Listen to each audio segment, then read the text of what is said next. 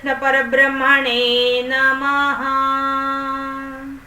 శ్రీమద్ భగవద్గీతలో 4వ అధ్యాయమైన జ్ఞానయోగంలో ఈరోజు మనం 39, 40 శ్లోకాలను తెలుసుకుంటున్నాం. శ్రద్ధావాన్ లభతే జ్ఞానం తత్పరః సంయతేంద్రియః జ్ఞానం లబ్ధ్వా పరాం శాంతిం ఆచరేణాధిగచ్చతి. మనకు 39వ శ్లోకం పాజిటివ్గా, 40వ శ్లోకం నెగటివ్గా 2 భావాలని పరమాత్మ ఈ 2 శ్లోకాల్లో మనకు చెప్తున్నారన్నమాట. పాజిటివ్ ఏం చెప్తున్నారు, నెగటివ్ ఏం చెప్తున్నారు, అసలు ఏం చెప్తున్నారంటే మనము ఇప్పటిదాకా మనకి యజ్ఞాలు ఎలా చేయాలి, యజ్ఞాలు ఎన్ని రకాలుగా ఉన్నాయి, ఆ యజ్ఞాలు చేస్తే అన్ని యజ్ఞాల్లో చేస్తే వచ్చేది మనకు పాపం పోతుంది, పాపం పోతే మోక్షం వస్తుంది, అవి రావాలంటే మళ్ళీ వాటి అన్నింటిలో గొప్పది అన్ని యజ్ఞాల్లో కంటే జ్ఞానయజ్ఞం గొప్పది. ఆ జ్ఞానయజ్ఞం కూడా నువ్వు పొందాలంటే సద్గురువుని ఆశ్రయించాలి, ఆ గురువుని ఎలా ఆశ్రయించాలి అది కూడా చెప్పేసి దాంట్లో కూడా అక్కడ మనకు గురువుతో ఎలా ఉండాలని చెప్పారు. అసలు నీలో ఉన్న పరమాత్మను తెలుసుకోవడానికి చేసే ప్రయత్నమే జ్ఞానయజ్ఞం కదా.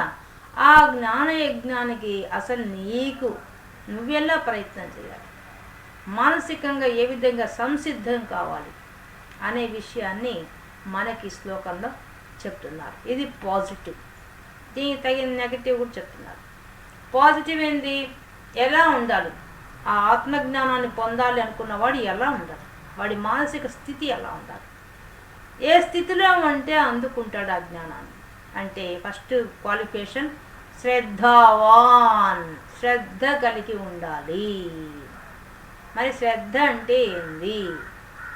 శ్రద్ధ అంటే గురువులు చెప్పిన దాన్ని, శాస్త్రాలు చెప్పిన దాన్ని వాటిని నమ్మి విశ్వాసంతో ఆచరించడం. విశ్వాసం, నమ్మకం, ఫస్ట్ నమ్మకం. శాస్త్రాలు ఏం చెప్తున్నారో నమ్మాలి, గురువు ఏం చెప్తున్నాడో నమ్మాలి, అది ఇంపార్టెంట్. ఇంకా తత్పరః, దాంట్లో లీనం కావాలి. తత్పరల ఏకాగ్రత పెంచుకోవాలి. నువ్వు ఆత్మజ్ఞానం కావాలంటే నీకు కావాల్సిన క్వాలిఫికేషన్ ఏంటంట, ఫస్ట్ గురువుతో ఎలా ఉండాలో చెప్పేశారు. అసలు నీకు క్వాలిఫికేషన్ ఏంటి, దాన్ని సంపాదించుకోవాలంటే నీకేమేమి అర్హత ఉండాలి, శ్రద్ధ ఉండాలి. 2 తత్పరుడు ఏకాగ్రత ఉండాలి. 3వది ఇంద్రియ నిగ్రహం, సంయతేంద్రియ, ఇంద్రియాలని నిగ్రహించుకోవాలి. ఈ 3గా నువ్వు చేస్తే అప్పుడు లభతే జ్ఞానం, అప్పుడు నీ జ్ఞానం వచ్చేస్తుంది. నీ జ్ఞానం కావాలంటే నువ్వేం చేయాలట, శ్రద్ధ కలిగి ఉండాలి. 2 అంటే గురువులు చెప్పింది, శాస్త్రం చెప్పింది నమ్మాలి. నమ్మిన దాని మీద ఏకాగ్రత పెంచుకోవాలి. ఏకాగ్రత పెంచుకోవడానికి కోసంగా నీకేం సహకరించాలి, నీ మనసు, నీ ఇంద్రియాలు సహకరించాలి. అవి చేసినప్పుడు జ్ఞానం లబ్ధ్వా పరాం శాంతిం, ఆ జ్ఞానం అప్పుడు అనుగ్రహించబడుతుంది. ఆ జ్ఞానం అప్పుడు వస్తే ఏమవుతుంది, పరాం శాంతిం, ఉత్కృష్టమైన శాంతిని పొందుతావు. ఇంకా అచిరేణాధిగచ్చతి, అది చాలా ఎక్కువ కాలం కాదు, అచిరేణ చాలా కొద్ది కాలంలోనే సమధిగచ్చతి, అధిగచ్చతి పొందుతావు. నువ్వేం పొందుతావు, ఆ జ్ఞానాన్ని పొందితే పరమశాంతిని పొందుతావు, అంటే మోక్షం పొందుతావు. అది వచ్చే లాభం. సెకండ్ లైన్లో లాభం చెప్పాడు, మనం ఎలా ఉండాలో ఫస్ట్ లైన్లో చెప్పాడు. ఇది 2 లైన్స్లో ఉండే మీనింగ్ ఏంటంటే, ఫస్ట్ లైన్లో మనం ఎలా ఉండాలి, మనకు శ్రద్ధ కలిగి ఉండాలి, తత్పరమై ఉండాలి, ఇంద్రియ నిగ్రహం కలిగి ఉండాలి. సెకండ్ లైన్లో ఆ 3 ఉండి నువ్వు కానీ శ్రద్ధగా వింటే, గురువులు చెప్పింది విని, శాస్త్రం ప్రకారంగా విని తెలుసుకుంటే నీకు ఏమవుతుంది, జ్ఞానం లభిస్తుంది. ఆ జ్ఞానం కూడా చాలా కొద్ది టైంలో దొరుకుతుంది. అప్పుడు నువ్వు పరమశాంతిని పొందుతావు అనే విషయాన్ని సెకండ్ లైన్లో ప్రయోజనం కూడా చెప్పేశారు. సెకండ్ లైన్లో, ఫస్ట్ లైన్లో నువ్వు ఎలా ఉండాలి అని చెప్పేశారు.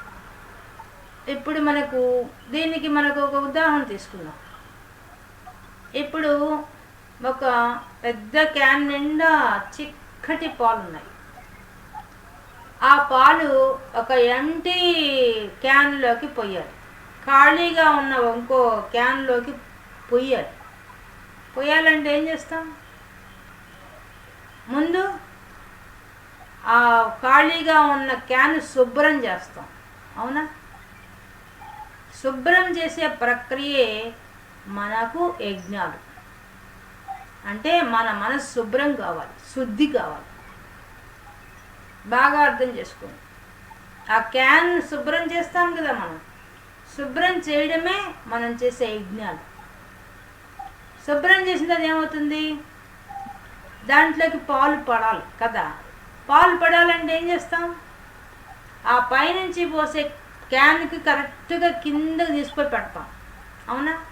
కరెక్ట్గా ఏమాత్రం స్టెబిలిటీగా నిలబడడానికి కోసంగా కరెక్ట్గా పైనుంచి వచ్చే పాలు దాంట్లో పడే రకంగా అది ఏర్పాటు చేస్తాం కదా. అది ఇంద్రియ నిగ్రహం. ఇప్పుడు మనం ఏం చేస్తాం? పైనుంచి పాలు పోయి పడుతున్నాయి, కింద గిన్నెలు పడుతున్నాయి, కింద క్యాన్లో పడుతున్నాయి. అప్పుడు ఏం చేస్తాం? మనం చాలా శ్రద్ధగా పట్టుకుంటాం, చాలా శ్రద్ధగా గమనిస్తాం. అటు ఇటు చూపుపోతుందా? అటు ఇటు చూస్తూ గబక్కన తిప్పేస్తాము అని చెప్పి ఆ పాలు చూస్తుంటాం. పైనుంచి పడే క్యాన్లో పాలు, కింద క్యాను రెండు ఒకేసారి చూస్తూ ఉంటాం. అదే దాని తత్పరత. తత్పరం అంటే దాంతో లీనమై చూసామా కదా. తర్వాత శ్రద్ధగా గమనిస్తాం. ఆ పాలు ఒక బొట్టుడు అటు ఇటు పోకుండా పడుతోందా లేదా అని శ్రద్ధగా గమనిస్తాం. ఇప్పుడు మీకు అర్థమైంది అనుకుంటా. ఆ పాల క్యాన్ నిండా ఉన్న పాల క్యాన్ గురువు, కింద ఉన్న ఎంటీ క్యాన్ శిష్యుడు. లోపల శుద్ధి చేసుకోవడం యజ్ఞం, దాన్ని కుదురుగ్గా మనసు కూర్చోబెట్టడం ఇంద్రియ నిగ్రహం, దాని మీద తత్పరత, ఏకాగ్రత కలిగి ఉండడం తత్పరత, దాన్ని శ్రద్ధగా పోసేదాకా గమనిస్తూ ఉండడం శ్రద్ధ. ఇది అర్థమైంది అనుకుంటా. తత్పర అంటే అర్థమైంటుంది అనుకుంటా. ఇది ఎగ్జాంపుల్. ఇంకో ఎగ్జాంపుల్ తీసుకుందాం. ఇది కరెక్ట్, మూడిటికి సంబంధించిన ఎగ్జాంపుల్ ఇది. అంటే ఒక ధారగా పడుతున్నప్పుడు ఆ ధారను పట్టుకోవడానికి కింద పాత్ర కరెక్ట్గా ఉండాలి, శిష్యుడు కరెక్ట్గా ఉండాలి. అది ఆ శిష్యుడికి ఏముండాలి? పాత్రత ఉండాలి, పాత్ర భాండ శుద్ధి ఉండాలి. పాలు పట్టుకోవడానికి ఏదైతే గిన్నె శుభ్రం చేస్తావో అలా నీ మనసు శుద్ధంగా ఉండాలి. ఈ ఆధ్యాత్మిక విద్య పొందాలంటే శుద్ధి ఉండాలి. శుద్ధి చేసుకునే ప్రక్రియే యజ్ఞాలు. 12 యజ్ఞాలు చెప్పారు కదా, అనేక ఉన్నాయని చెప్పాడు. దాంట్లో మళ్ళీ రకాలు ఉన్నాయని చెప్పాడు. అవన్నీ మనకు ప్రాథమిక దశలో మనకు అలవాటు చేస్తారు. అవంతా చేయగా ఏమవుతుంది? మన యొక్క పాత్ర శుద్ధం అవుతుంది. శుద్ధి అయిన తర్వాత ఏమవుతుంది? దాన్ని కుదురుగ్గా నిలబెడతాం. ఆ పాత్రను శుభ్రంగా పైనుంచి ఆ గురించి వచ్చే అదంతా పడే రకంగా ఏర్పాటు చేసుకుంటాం. అటు ఇటు పోకుండా ఆ గిన్నె కుదురుగ్గా నిలబెట్టడానికి చేసేదే ఇంద్రియ నిగ్రహం.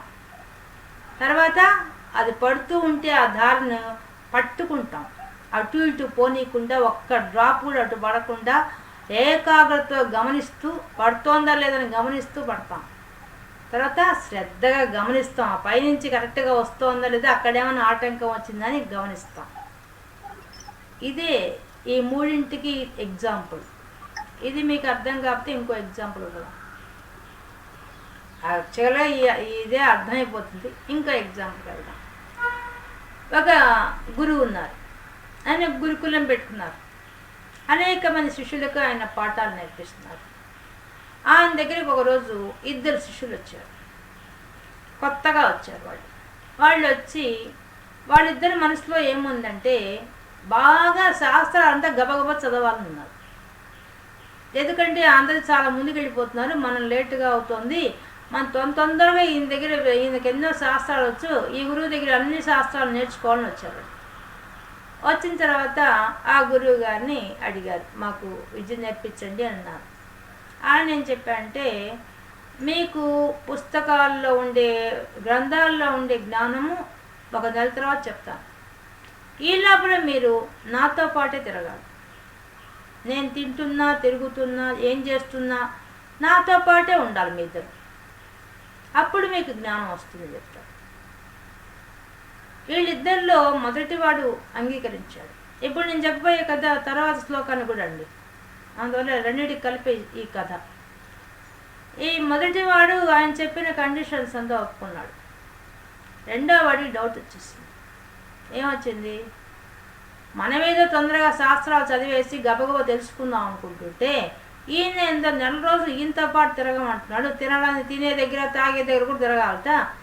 మాకేం పని లేకొచ్చాం మనమేమన్నాను, ఏం బేకారుగా తిరుగుతున్నాం మనమేమన్నాను, ఏమిటి తయారడి గురువు ఈయన ఇట్లా ఉన్నాడని చెప్పేసి వెంటనే ఏం చేశాడు అతను, ఆయన పాత శిష్యులను పోయి కలుసుకున్నాడు. ఆల్రెడీ అక్కడ చదువుకుంటే ప్రకారం జరిపినాడు. పోయి అడిగాడు, ఈ గురువు గారు ఇట్లా చెప్తున్నారేంది, ఇది మంచి పద్ధతి ఆయన చెప్పేది, మీకు ఎలా అనిపించింది అని అడిగాడు. వాళ్ళు ఏం చెప్పారంటే, అదే కరెక్ట్ వే, ఆయనతో పాటు తిరిగితే మనకు చాలా జ్ఞానం వస్తుంది, ఇక్కడ కూర్చొని పుస్తకాలు చదివే జ్ఞానం కన్నా అది ప్రాక్టికల్ నాలెడ్జ్ చాలా బాగుంటుందని చెప్పారు. అంటే ఆ శిష్యుడు అయినా కూడా మనసులో సందేహం వచ్చేసింది. వాళ్ళు చెప్పారు ప్రాక్టికల్గా నువ్వు అక్కడ పోతే నీకు జ్ఞానం వస్తుందని చెప్పారు.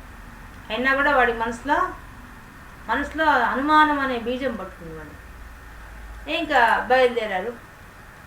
ఉదయాన్నే నిద్ర లేచి ఆయన 4 గంటలకు లేచి నది స్నానానికి వెళ్తాడు ఆ గురువు గారు. వీళ్ళు కూడా చచ్చినట్టు 4 గంటలకు లేయాల్సిందే, ఆయనతో పాటు బయలుదేరాల్సిందే. ఇద్దరు బయలుదేరారు. బయలుదేరంగానే నదికి పోతున్నారు. నదికి స్నానం చేసి వస్తున్నప్పుడు దారిలో ఆయనకి ఒక పండితుడు కనిపించాడు. నమస్కరించాడు. ఆయనకి నమస్కరించి, స్వామి మీరు రోజు ఇక్కడికి వస్తారని తెలుసు, అందుకని మీకోసమే కాచుకోన్నానని చెప్పాడు. అంటే అవునా, ఏం కావాలి మీకు ఏం కావాలన్నాడు. ఏమీ లేదు, నాకు కొంచెం పాండిత్యం ఉంది, కొంచెం కవిత్వం రచించాను, ఈ కవిత్వంలో లోపం ఉంది చూసి పెడతారా, అందుకోసం మీరు మా ఇంటికి రండి, ఈరోజు మీ ముగ్గురికి నేను భోజనాలు మా ఇంట్లో ఏర్పాటు చేస్తాను, దయచేసి మా ఇంటికి రండి అన్నాడు. ఆయన కొంతసేపు ఆలోచించి, లేదండి నేను భోజనానికి వచ్చే పరిస్థితిలో నా శరీరం లేదు, నాకు పెద్ద కొంచెం జీర్ణం కాకుండా ఉండే పరిస్థితి ఉంది, అందుకని నేను భోజనానికి రాలేను అని చెప్తాడు. అనగానే ఆయన నల్లగా మొహం పెట్టుకొని పక్క వెళ్ళిపోతాడు. ఈ ఇద్దరు శిష్యుల్లో మామూలు శిష్యుడు మామూలుగా ఉన్నాడు. ఈ అనుమానం ఉండే శిష్యుడు మాత్రం ఏమన్నా బుద్ధి ఉంది ఈయనకి, ఇంత బాగా ఉన్నాడు, ఆరోగ్యంగా దెబ్బగా ఉన్నాడు, ఈయనకేం అనారోగ్యం ఉంది, హాయిగా రాత్రి కూడా పండ్లు పాలు దాగి పడుకున్నాడు, ఉదయం లేచి హాయిగా కాలకృత్యాలు తీర్చుకున్నాడు, స్నానం చేశాడు, ఏమంటే ఆయన కష్టము జీర్ణం కాకుండా ఏముంది అక్కడ, అంత కల్పించి చెప్తున్నాడు మాటలు అని మనసులో అనుకున్నాడు. ఈ పక్క ఇంకో శిష్యుడు మాత్రం గమ్మును చూస్తున్నాడు, కానీ అతను ఏం దేనికి రియాక్షన్ లేదు, మనసులో ఏం లేవు, బయట ఏం లేదు, గమ్మును చూస్తున్నాడు అంతే. వెళ్ళారు. మళ్ళీ ఇంకొంతసేపటికి ఊళ్ళో నడిచి వస్తున్నారు. ఇందులో ఇంకో ఆయన వచ్చాడు, ఒక వ్యాపారి వచ్చాడు. వచ్చి నాకు నమస్కారం పెట్టాడు. నమస్కారం పెట్టి, అయ్యా మీరంటే వాళ్ళ దర్శనం అయింది, చాలా సంతోషము, ఈరోజు మా ఇంటికి రండి, మీ ముగ్గురికి మేము భోజనం ఏర్పాటు చేస్తాను, బ్రహ్మాండంగా పిండి వంటలతో ఏర్పాటు చేస్తాను, మా ఇంటికి భోజనానికి రండి, మీకు నేను వస్తే సత్కరించుకుంటా అంటాడు. అప్పుడు ఆయన ఏం విశేషం, మీ ఇంట్లో ఏం విశేషం అంటాడు. ఏమీ లేదు, మా పిల్లవాడు కొంచెం న్యాయశాస్త్రం చదివాడు ఈ మధ్య, వాడి సత్తా ఎంత మాత్రం ఉందో మీరు తెలుసుకుంటారని రమ్మంటున్నాను అని చెప్తాడు. అదే విషయము, సరేలే అని అవి మాట్లాడేసి ఆయన, ఈరోజు కుదరదండి మేము రాలేము, ఇంకో రోజు చూస్తానులేండి అని చెప్పి అంటాడు. ఈరోజు కుదరకపోవడం ఏంది, ఈయనకి హాయిగా నడుస్తూ తిరుగుతున్నాడు, ఏం కుదరలేదు ఈయనకి అని మనసులో అనుకుంటాడు ఆ సంశయాలున్న ఆ శిష్యుడు. మళ్ళీ కొంచెం దూరం పోతారు. ఇంకొక అతను ఎదురుపడతాడు. ఆయన ఎదురుపడేసి, అబ్బా స్వామి మీరు సమయానికి కనిపించారు, నాకు మీకు నేను సన్మానం చేయాలనుకుంటున్నాను, నేను ప్రతి నెల ఒక్కొక్కరు సన్మానం చేస్తుంటాను, ఏ విద్యలో ఎవరు గొప్పపడితే వాళ్ళని నేను సన్మానం చేస్తుంటాను, మీకు కూడా సన్మానం చేస్తాను, రండి మా ఇంటికి పోదాము, మీకు సన్మానం చేస్తానంటాడు. ఏం విశేషము, ఎందుకు సన్మానము అంటాడు. అయ్యో మీరు ఎంతమంది శిష్యుని తయారు చేస్తున్నారు, మీకు అన్ని శాస్త్రాలు తెలుసు, మీలాంటి వాడికి సన్మానం చేస్తే నాకెంత పుణ్యం వస్తుంది, అదీగాక రాజుగారి దృష్టిలో పడతా, మీ అంత పండితుని సన్మానం చేస్తున్నానంటే రాజుగారి దృష్టి దాకా పోతుంది ఆ విషయము, మిమ్మల్ని రాజుగారు కూడా పిలుస్తారు అని అది ఇది మాట్లాడతాడు. అనగానే ఆయన అయ్యో అందుకని ఇవాళ మా ఇంటికి భోజనం రండి, పోదాం రండి, మీ ముగ్గురికి నేను అన్నీ ఏర్పాటు చేస్తాను రండి అంటాడు. అనగానే అయ్యో లేదండి అత్యవసరమైన పని ముగ్గురం పోతున్నాము, ఇప్పుడు మాత్రం అస్సలు కుదరదండి నాకు అని చెప్పేస్తాడు. అనగానే అవునా అంటాడు. ఇంకో రోజు చూద్దాంలేండి అంటాడు. సరే అయితే నేను ఇంకోళ్ళని పిలుచుకుంటాను ఈరోజు అని చెప్పి ఆయన వెళ్ళిపోతాడు. అని పక్కన శిష్యుడు ఏందినా సన్మానం చేస్తా అంటే వద్దంటాడు, ఈయనకు పాండిత్యం ఉంటే హాయిగా సన్మానం చేసి చేయించుకోవచ్చు కదా, రాజు దాకా పోతుంట ఈయన పేరు ప్రఖ్యాతులు ఎంత బాగా పోతాయి, ఇంత తెలియతక్కువ గురువు నేను ఎక్కడా చూడలేదు అని వాడు మనసులో అనుకుంటాడు. మళ్ళీ ఇంకొంచెం దూరం పోతారు, ఒక తోట వస్తుంది, ఆ తోటలో పోతారు. తోటలోకి పోతుంటే అప్పుడు ఇద్దరు శిష్యులు చెప్తాడు, ఈ తోటలో బెల్ల ఉంటుంది, ఇక్కడ చెట్లు అవన్నీ చాలా బాగుంటాయి, విశేషం ఏం తెలుసా ఇక్కడ మామిడి చెట్లు కానీ అన్ని చెట్లు ఉంటాయి, చెట్లల్లో కూడా చాలా వెరైటీస్ ఉంటాయి ఇక్కడ, అవంతా మీరు గమనించవచ్చు, మీకు వృక్షశాస్త్రం అంతా తెలిసిపోతుంది ఈ తోటలోకి పోతే అని చెప్తాడు. అని చెప్తూ ఉంటే వెనక నుంచి ఒక ఆయన పిలుస్తాడు.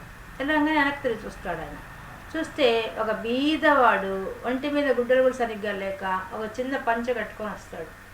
వచ్చి అయ్యా అయ్యా నమస్కారం అయ్యా, మిమ్మల్ని చూసి చాలా రోజులు అయిపోయింది అయ్యా, ఈ మధ్య నేను ఊళ్ళో లేను, అందువల్లే మీకు దర్శన భాగ్యం నాకు కలగలేదు, మీరు నన్ను క్షమించగలిగితే ఈరోజు మా ఇంటికి భోజనానికి వస్తారా మీరు, మీకు నేనేం విందు భోజనం పెట్టకపోయినా ఏదో నాకు తోచిన పచ్చడి మితులున్న పెడతాను నా శక్తి కొద్దీ అంటాడు. ఏం విశేషం, మీ ఇంటికి వస్తే ఏంది విశేషం అంటాడు. విశేషం ఏం లేదు, నేను భగవద్గీతలో మొన్న ఈ మధ్యంతా నెల రోజులు నేను తీర్థయాత్రకు వెళ్ళాను కదా, అలా వెళ్ళినప్పుడు కొన్ని చాప్టర్స్ అంతా నేను మీరు చెప్పేటప్పుడు మిస్ అయిపోయాను, అవి కొంచెం చెప్తారేమో అవి తెలుసుకుందామని మాత్రమే రమ్మంటున్నాను, మీరు దయించి ముగ్గురు మా ఇంటికి రండి, ఏదో నా శక్తికి వచ్చి భోజనం పెడతాను. ఓ దానికేం భాగ్యం, అక్కడ దాకా పోవడెందుకు, ఇక్కడే కూర్చొని ఈ తోటలో అన్ని చూసుకుంటూ చెప్పుకుందాంపా అంటాడు. అని సరే అని చెప్పి ముగ్గురు బయలుదేరుతారు. వీళ్ళు శిష్యులకు ఆ చెట్ల గురించి మా శిష్యులకు చెప్పు అంటాడు. అతను రైతు హాయిగా చెట్ల గురించి అంతా ఎక్స్ప్లెయిన్ చేస్తాడు. ఈ చెట్లకి ఇట్లా పాదులు వేయాలా, ఇట్లా వేయాలా, ఒక్కొక్క చెట్టుకు ఒక రకంగా ఉంటుంది, ఆ వృక్షశాస్త్రం అంతా అతను చెప్తాడు. వీళ్ళిద్దరు వింటుంటారు. ఇంకా కొంచెం దూరం పోయిన తర్వాత మామూలుగా వాళ్ళిద్దరికి తిరగమని చెప్పేసి అతను మళ్ళీ వెనక్కి వచ్చి ఈయన దగ్గరికి వచ్చేస్తాడు.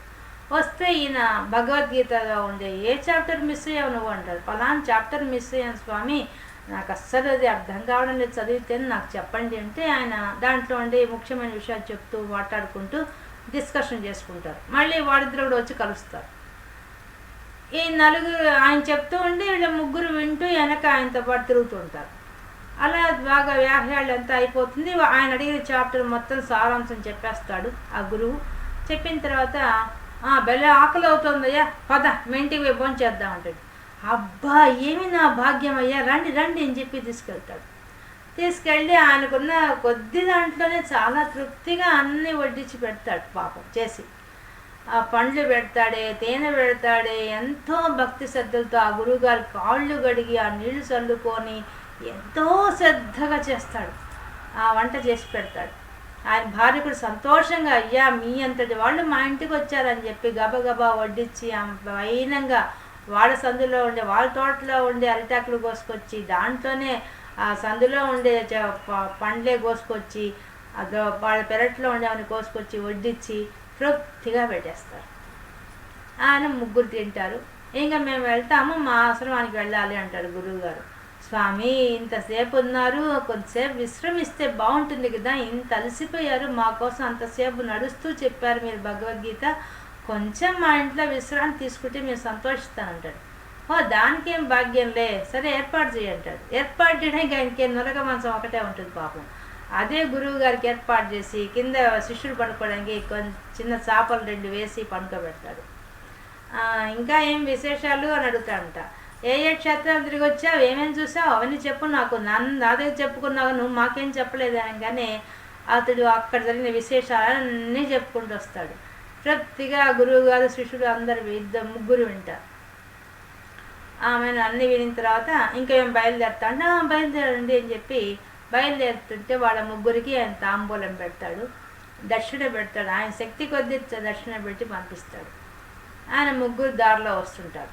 ఈ సంశయం ఉన్న అతను అడుగుతాడు, గురువుగారు మొదట్లో వాళ్ళంతా భోజనాన్ని పిలిస్తే మీరు ఎందుకు నిరాకరించారు? మరి ఇతను అడగకుండానే అతను అడిగాడు రమ్మని, కానీ మీరు ఆకలి అవుతుంది పెట్టుని కూడా అడిగి పెట్టించుకున్నారు, దీంట్లో విషయం ఏంది అని అడుగుతాడు. అప్పటిదాకా మనసులో తిడుతూనే ఉన్నాడు ఆ రెండో అతను.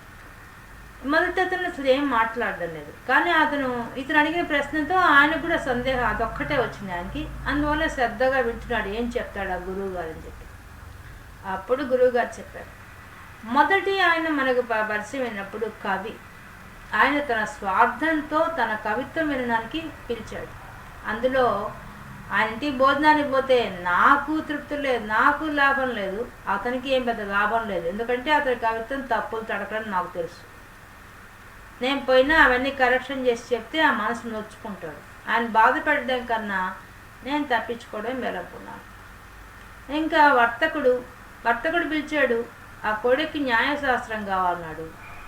న్యాయశాస్త్రం కావాల్సిన వాడు నా దగ్గర నేను న్యాయశాస్త్రం చెప్తున్నాడు వచ్చి వినాలి, కానీ అతని నేను పరీక్షించేది ఏంది? ఎవరో దగ్గర నేర్చుకున్న అతన్ని నేను పరీక్షించేది ఏంది? అసలు నాకేం అవసరం అది, నేను పరీక్షించకూడదు. కాబట్టి నేను ఆ ధర్మాన్ని పాటించి నేను అతని ఇంటికి నిరాకరించాను. అలాగే ఇంకా సన్మానం చేస్తా ఉన్నవాడు, అతడికి సన్మానాలు చేయడానికి బోల్డ్ మంది ఉన్నారు లోకంలో, నేనైనా దొరికానా? నాకేం అతని సన్మానం అవసరం లేదు. నాకు కావాల్సిన ఆత్మజ్ఞానం, ఆ జ్ఞానం ముందు ఆ సన్మానం దేనికి? నాకు అవసరం లేదు. నాకు భగవంతుడు సన్మానించాలి, కానీ ఈ తుచ్చమైన వాడు సన్మానించలేదు నన్ను, నాకు అది అవసరం లేదు, అందుకని వద్దన్నాను. ఇప్పుడు ఇతనంటావా, ఇతడు సంపూర్ణమైన జ్ఞానం కోరుకున్నాడు నా దగ్గర నుంచి. అతడు కోరుకుంది జ్ఞానం, అతడికి చెప్పడం వల్ల నాకు జ్ఞానం వస్తుంది. అతడితో మాట్లాడితే ప్రపంచ విషయాన్ని తెలుస్తాయి, ఆ పంటల గురించి తెలుస్తాయి, ఎంత జ్ఞానం మనకు కావాలో అంత జ్ఞానం వస్తుంది. అందుకే అతని ఇంటికి అతను పిలిచిన వెంటనే అంగీకరించి వాటికి భోజనానికి వెళ్ళాను. అతను పెట్టింది అల్పమైందే కానీ ఎంత ముఖంలో ఎంత ఆనందం ఉంది. అతను తృప్తిగా పెట్టాడు. వాళ్ళంతా వాళ్ళు పెట్టడంలో పెద్ద విషయం కాదు, ఇతడు పెట్టడంలోనే గొప్పతనం. అతని మనసు కనిపిస్తోంది, అతను పిలిచిన దాంట్లో మనసు కనిపిస్తుంది, ఆప్యాయత కనిపిస్తుంది. దానికి తోడు అతనితో మాట్లాడితే మనకి ఎన్ని విషయాలు తెలిసి, అతడు ప్రయాణం చేసిన దగ్గర నుంచి మొదలుపెట్టి ఆయన చేసిన తీర్థయాత్ర మొత్తం వివరించాడు. అంతేనా చెప్పింది? మనకు ఆ తోటలో మీకు తెలియని ఎంత శాస్త్రం చెప్పాడు అతను. మీరు ఎన్ని పుస్తకాలు తెలిస్తే లభించే జ్ఞానము అక్కడే దొరికిపోయింది. కాబట్టి మనం శ్రద్ధగా అలాంటి వాళ్ళ దగ్గర వెళ్ళి మనం ప్రాక్టికల్గా తెలుసుకుంటేనే నాలెడ్జ్ వస్తుంది.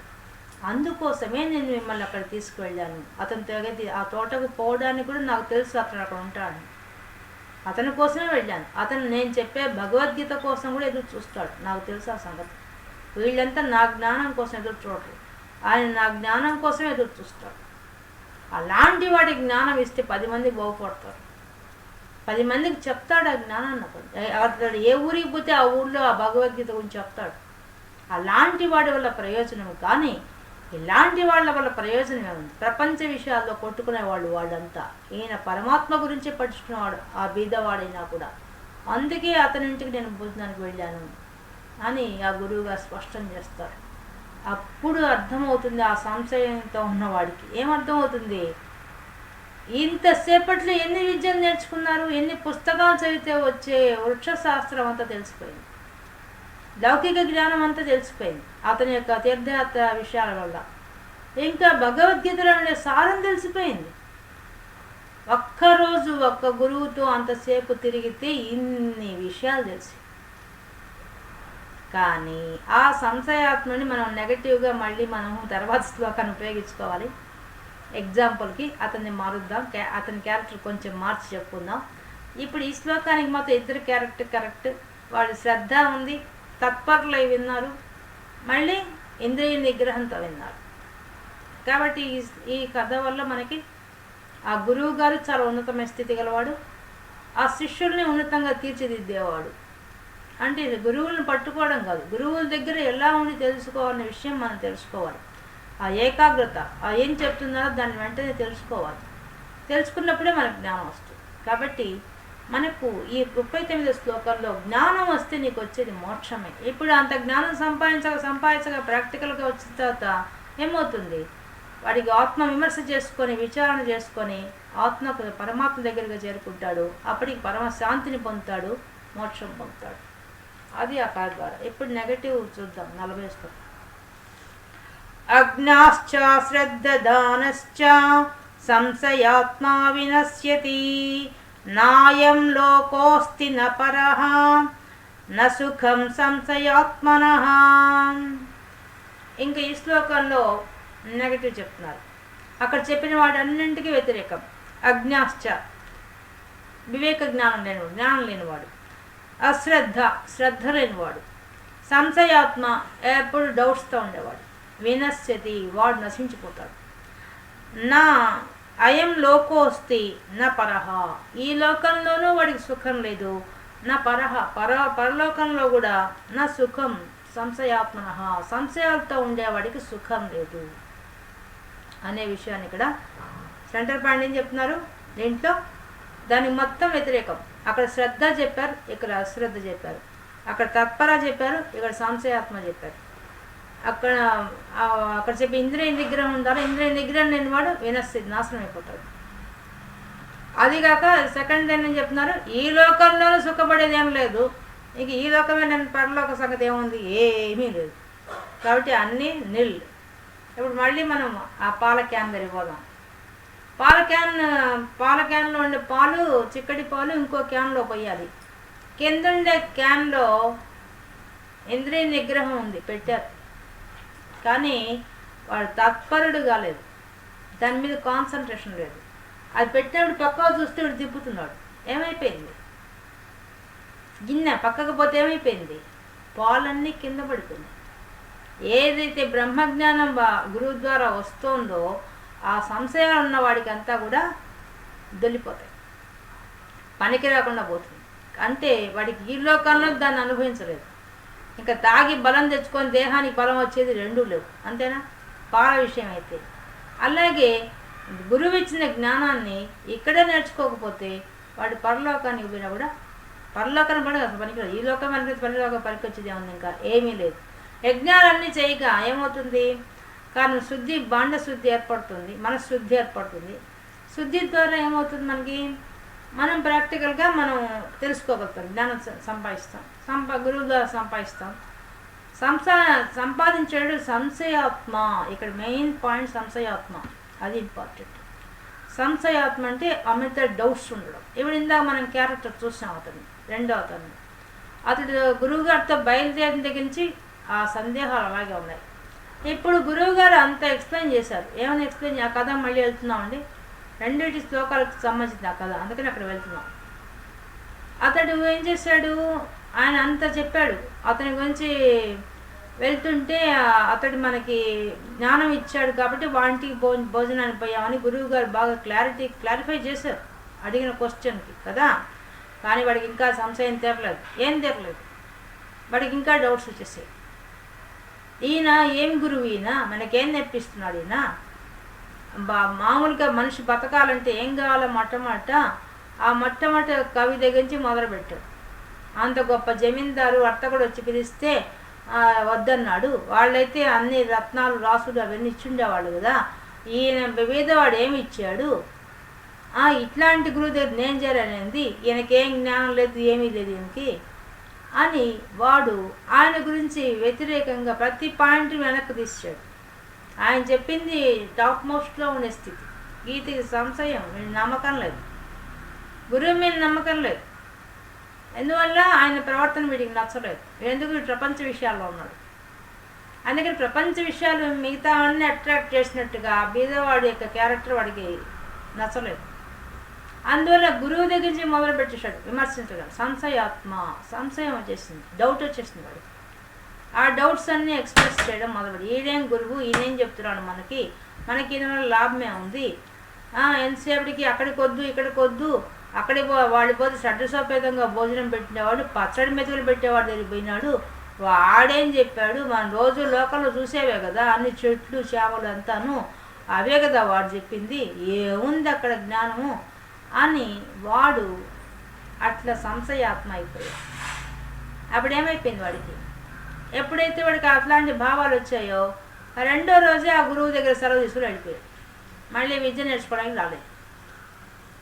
అప్పుడు అట్లాంటి గొప్ప గురువుని వాడు కోల్పోయాడు. ఎప్పుడైతే గొప్ప గురువునే కోల్పోతే ఇంకా శాస్త్రం లేదు, శాస్త్రం లేకపోతే పరమాత్మ గురించి ప్రయత్నమే లేదు, ప్రయత్నమే లేకపోతే మోక్షం లేదు, ఏవీ లేదు. కాబట్టి వాడు ఏమైపోయాడు, ఈ లోకంలో సుఖపడింది లేదు, పరలోకం సంగతి నీకు చెప్పక్కర్లేదు. కాబట్టి వినశ్యతి, సంశయాత్మన వినశ్యతి అనే విషయాన్ని మనకి ఈ శ్లోకం ద్వారా, అంటే శ్రద్ధ లేనివాడు మళ్ళీ సంశయంతో ఉండేవాడు వాడికి అప్పటి నాశనం అయిపోతాడు, ఈ లోకంలో సుఖపడు, పరలోకంలో కూడా సుఖం లేదు అని చెప్పి ఈ శ్లోకంలో మనకి చెప్పారు. ఈ విధంగా మనం ఈరోజు భగవద్గీతలో 4వ అధ్యాయమైన జ్ఞానయోగంలో 39-40 శ్లోకాల్లో ఉండే విశేషాంశాలు తెలుసుకున్నాం.